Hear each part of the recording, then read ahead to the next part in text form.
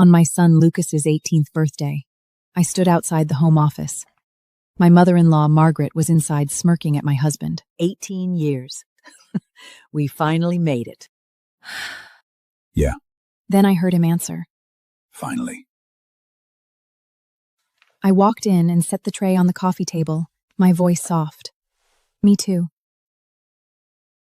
My husband looked up at me. Something flickered in his eyes. I sat across from him, perfectly calm. I read the divorce papers.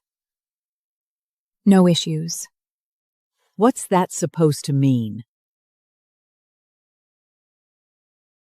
Read between the lines, Mrs. Maisel. Court out tomorrow? He frowned, but he didn't say anything. Well, thanks for all these years. As I walked out, I heard Margaret whisper, "How is she not surprised at all?" For 18 years, they thought I was dreading the day they'd throw me out. But they didn't know.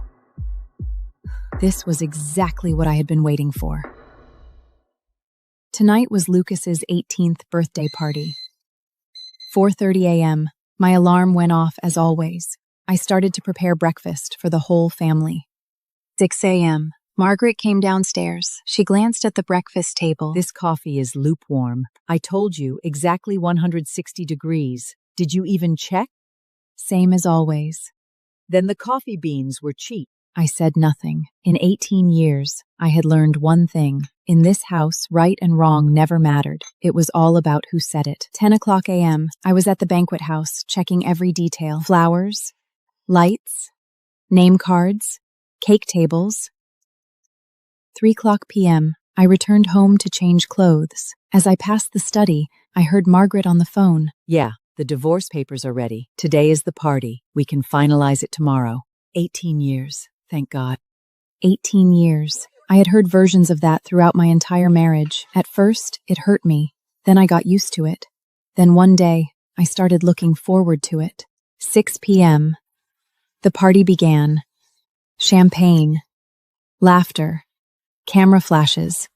Lucas stood on the stage. Polished suit. Young and handsome. Everyone loved him. I sat in the corner and watched. A woman smiled at me.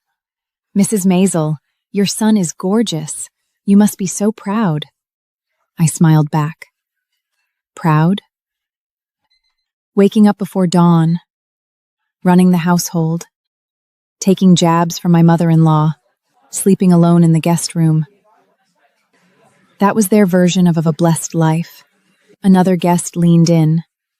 "I heard Lucas is going on an exchange program abroad?" You'd have to ask his dad, I wouldn't know. There were too many things I didn't know. My son's college plans, our finances, Tristan's business. My job was to keep the house running, keep the family looking perfect, keep quiet, and wait for the end. The party ended. The guests cleared out. Lucas came over. Mom, Dad wants you in the office.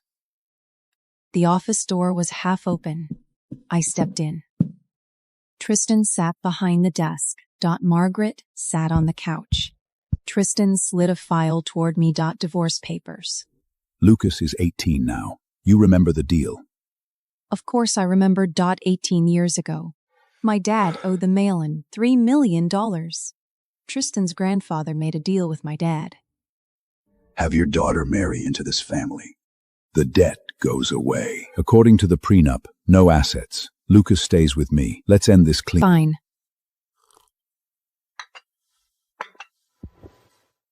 About time. Teresa, I'm not some monster. You've been taken care of all these years, haven't you?